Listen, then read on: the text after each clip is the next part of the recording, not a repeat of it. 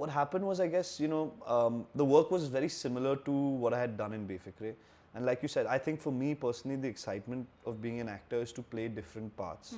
Two-hero is not something, I'm deterred by. I mean, if you look at what Rohit sir has done recently with Simba, just bringing, it's so exciting for the audience to see these guys together. I mean, RRR right now, Yeah, working with Ranveer, Jaideep, all these people, you just get better, because the better your co-actor, I feel, the better you are. So it's never been something I'm intimidated by or anything like that. It's in fact something I look forward to. Hi, this is Armaan Ralhan, and you are watching me on Rush Talks for Peeping Moon. Hello everyone, welcome to peepingmoon.com. I'm Rashita Sahni and you're watching me on Rush Talks. Now our guest today is someone who has become one of the most promising actors of today's time, and I can say that of course with all the projects that are coming back to back. We watched Ajeeb Dastas and we loved it, and we have with us Armaan Ralhan.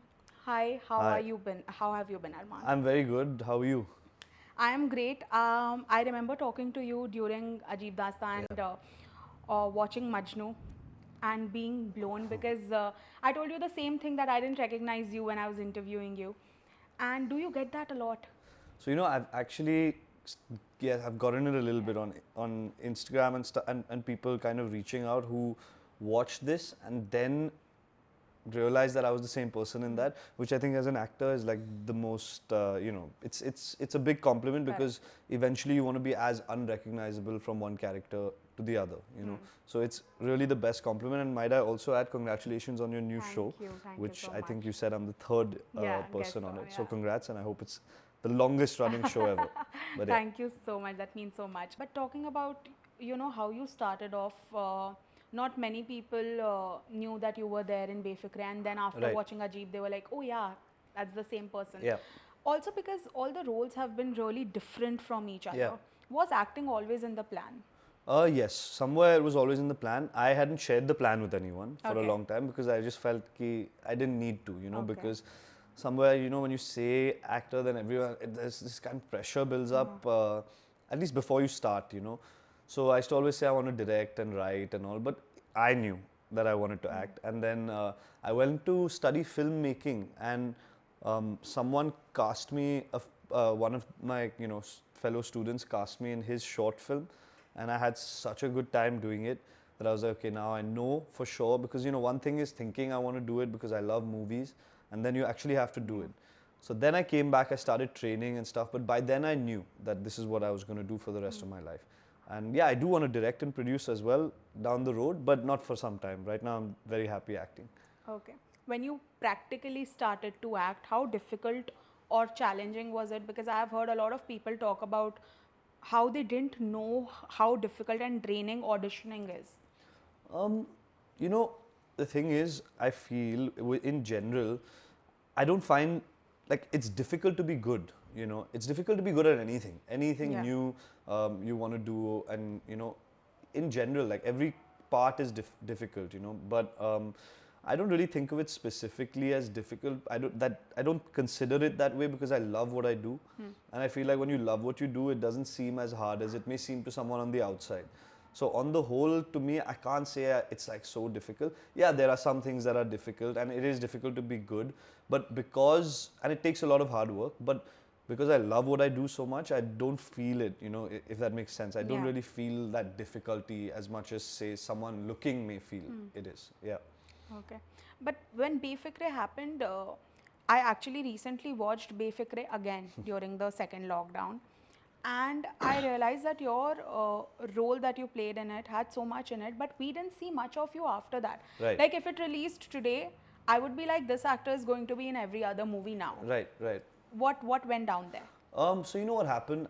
And ironically, a lot of people who watched Befikre, because the response was very mixed when it came out. Exactly. But I mean, recently I met someone who came up to me, and he was like this 21-year-old, and he was like, my girlfriend and I watch Befikre every Tuesday night for the past almost year or 2 years, and he was like, you're my. He's like, I keep telling people I'm the boring banker. So it was really cool, and a lot of people who have seen the film later have really, really enjoyed it. And what happened was, I guess, the work was very similar to what I had done in Befikre. And like you said, I think for me personally, the excitement of being an actor is to play different parts. So also when you're new, you really want to, be careful. I feel like for me, I would like to be that way all my career, but you want to be careful. I mean, I'm not going to say good or bad because, it's all subjective. But like, I just need to believe in what I do. I need to be excited about it. Look, the result and outcome, you never know. But I just need to be excited. And so Ajib Dastan's happened, and it actually got delayed by a year because of the pandemic. So things just kind of, I mean, the whole world was sitting at home for 1 year. So things got a bit delayed, but I mean, again, the whole world was going through it. So it didn't feel like I was going through it alone, And now, we have Shurveer as well, which fortunately the reactions are really nice so far. So yeah, now, of course, I don't intend to have too many gaps. So yeah, and there's other stuff in the pipeline as well. So you'll see me much more now. Fantastic. That is what I think everyone's waiting to hear. But earlier there was this notion that a two-hero film or sharing screen space with an acclaimed actor like Jaideep, Ranveer, they have all made their, especially Jaideep, he has been around for so long. Yeah. Ranveer belongs to the different league, and I will call Befikre a two-hero film because that's how I looked it as. Yeah. So, was there any sort of fear of getting overshadowed or getting lost? No. So, firstly, I appreciate you saying Befikre was two-hero, but it wasn't. It was Ranveer's film, and I'd say, you could say second lead, That's what two-hero films Yeah. One is the but, main one and two-hero, the way I grew up, like those movies where you had like, two Karan actors. Arjun type correct, of. Correct. Okay, So that's where like, what I would say is two-hero. But no, so I feel like working with good actors in general helps you a lot when you're new or in general. And I try and think first and foremost when I'm reading stuff and thinking about as an audience. And I like watching those kind of movies. Of course, I will do some where, it's a more central character. But I like watching films as well where there are two heroes and sometimes more, with cool villains. The bigger the villain, the bigger the hero. Yeah. So I try and think first from a larger audience perspective and then come into my character, which of course is really important as well. So yeah, two-hero is not something, I'm deterred by. I mean, if you look at what Rohit sir has done recently with Simba, just bringing, it's so exciting for the audience to see these guys together. I mean, RRR right now, So I think it's just, the audience loves it. And I feel like, I hope we see more and more of that stuff, So I'm all for it. And yeah, working with Ranveer, Jaideep, all these people, you just get better, because the better your co-actor, I feel, the better you are. So it's never been something I'm intimidated by or anything like that. It's in fact something I look forward to. But yeah. And what about the web space? Because now we saw you in Shurveer. And there has been like not everyone can make like a successful transition from films to web. Right. And balance it both, because I'm sure you will be seen in films as well. Yes, I mean, my next one is a theatrical. Exactly. Yeah. So, no, so, the thing is, it was an adjustment for me as well, because growing up, there was no web. Yeah. So, I was in love with movies, going to the cinema and watching a film in that dark room with a large audience, reacting together, all of that stuff. So, growing up, that's what excited me about, movies, and I always wanted to be an actor for the cinema. The world has changed, and in life you have to change, otherwise, you're just stuck in time. Yeah. So I mean, if you look in the West or even here, the biggest actors today are doing all kinds of things. They're doing shows, they're doing films for the web, they're doing films that are theatrical films. Yeah. So I think more than the actor, I think actors have to be platform agnostic. But like the material will tell you, right, where it's supposed to be. So I think going forward, yes, the kid and the dream has always been to be in the big screen and in the cinemas. But I think you have to mix it up. The story tells you where it should be, because you can't have in the cinema a show. You can't have people sitting there for 7 hours, 6 hours in the cinema. So that story is better suited for a home. So it's really the platform. And I think, I mean, if you look to the West, like Brad Pitt, Leonardo DiCaprio, who are like the biggest movie stars in the world, are doing it. So I think it's just, you have to move with times, I think it's beautifully coexisting, and gone are the days where people thought it's a compromise release. Yeah. Web is not considered like that anymore. I mean, the biggest directors are doing Yeah, it, right? yeah. I mean, Rohit sir's doing a show. Everyone's doing, yeah. So these are the most massy, entertaining, kind of big screen experience filmmakers that are also doing that, you know. Exactly. So, I mean, I think you just have to be flexible with time. Correct. Don't you also feel web gives you much more creative liberty in terms of the roles that you like? I cannot imagine a Majnu being released in theaters because I Correct. felt it was a perfect fit for the web space. Yeah, and Majnu, I mean, Majnu and Ajib Dastans in general was always Planned intended. for, yeah, Yeah, of it was a course. It Netflix was an original from the yeah, beginning, you know. anthology, So, yeah, like you said, you can do more. You can play with the format.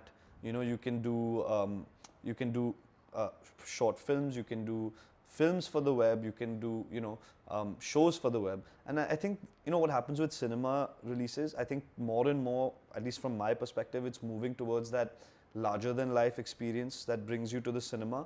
And stories of all kinds should be told. So, you know, there may be a smaller film that doesn't deserve the pressure of, you know, delivering numbers on a Friday, Saturday, Sunday. And then it's better suited so that it can, you know, spread with word of mouth and grow Exactly. organically without that pressure. So, I mean, like we said, you know, it's you just got to be platform agnostic, and the idea is always to do good stuff. You know, not to worry about where What it's going to platform, go. correct. Yeah. Agreed.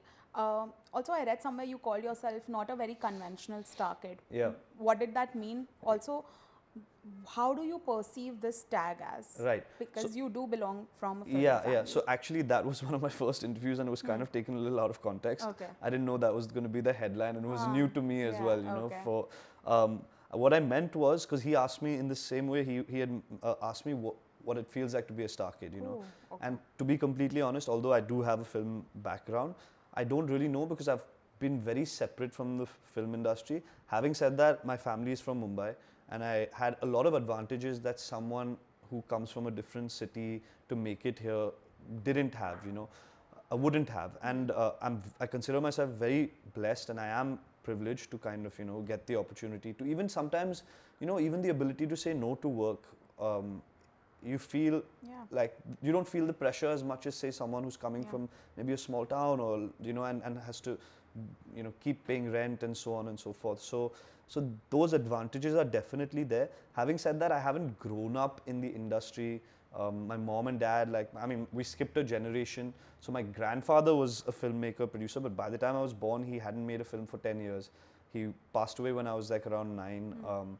So I haven't really been influenced. Even when I decided to get into movies, it wasn't like, okay, you know, just pick up someone I know really well and you know, so it hasn't been that way. And I think my career trajectory also speaks for it, right? I did work with Aditya Chopra in my first film, but it wasn't my film. It was Ranveer's film, and I was playing a part in that film, you know, and Ajib Dastan's as well.